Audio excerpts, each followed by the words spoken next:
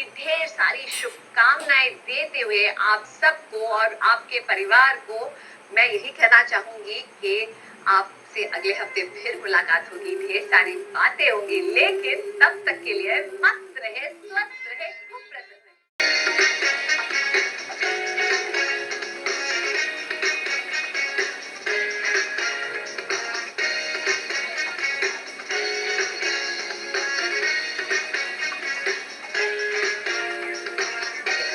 हर उस चीज को याद किया जिसमें बहन की भावना और भाई